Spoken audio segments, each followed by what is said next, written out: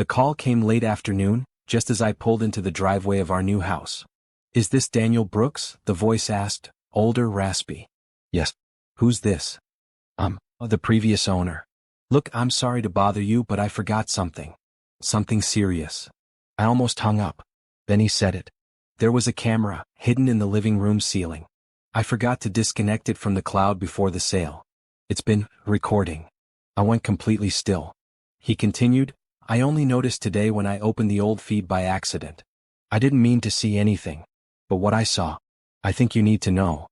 My chest tightened. "What did you see?" Silence.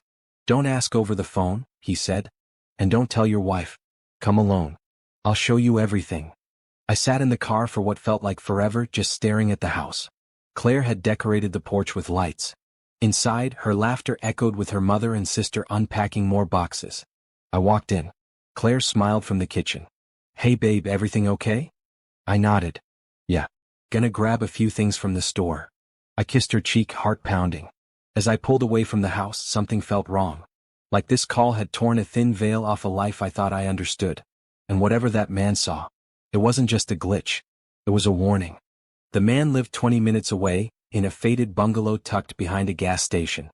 When he opened the door, his hands were trembling. "I didn't mean to get involved," he said, ushering me inside. "But I've lived in that house for 30 years. It deserved better than what I saw."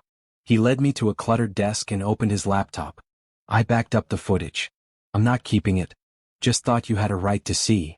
He clicked play. The living room. My living room. The date stamp showed it was Tuesday. I'd been at work until 7 p.m. that day. Claire walked in. Her mother followed. Then her sister Jenna. They opened wine. Then started laughing. Claire plopped onto the couch. "Ugh, I can't believe he fell for it. All that crap about starting fresh. Like it's his house." Her mom added, "You did the hard part, sweetie. Now we just make sure he stays busy at work while we finalize the switch." "The switch?" I whispered. The video kept rolling. Claire pulled out a folder. "Power of attorney papers," she smirked. "You said he'd never notice." "You were right, Mom." I stared at the screen, frozen. The man beside me turned down the volume. "There's more. But you get the idea." I couldn't speak. Couldn't move. Power of attorney? They weren't just laughing behind my back. They were gutting me from the inside, while smiling in my face. I stood up slowly. "Send me the whole file," I said. Every second. Because now I had a plan. And I wouldn't be the fool again. By the time I got home that night, everything looked normal. Claire kissed my cheek, asked if I grabbed milk. Jenna was helping organize the garage. Her mom was baking something for the neighbors. Like it was all real.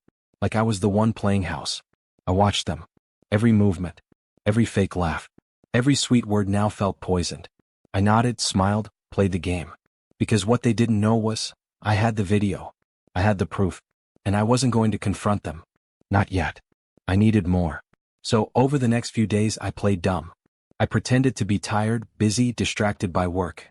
I planted microphones in the kitchen, the hallway, even under the dining table. Wired a backup feed into the router.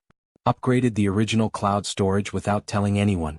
They were too confident to notice. And that's when the real conversation started. "Jenna, you sure he won't contest it?" "Claire, he's pathetic. I say we wait 3 more weeks. Once the funds move, he's useless." Her mom, "Then we cut him off. Claire, tell him we need space. And sell the house." "Sell my house?" That night, I sat in the garage, staring at the glowing laptop screen, fists clenched. My mouth was dry. My heart was ice.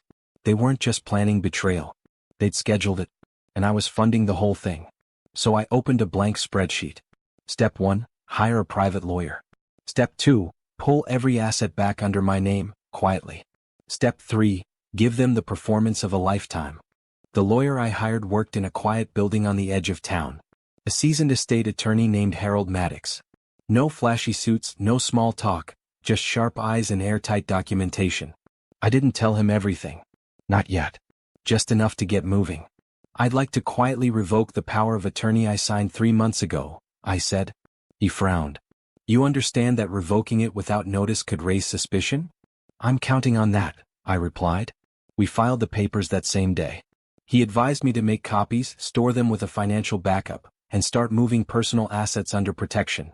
Bank accounts, brokerage accounts, and, most importantly, the deed to the house. They thought they were safe, that I was blind. But by Friday, every major asset had been redirected.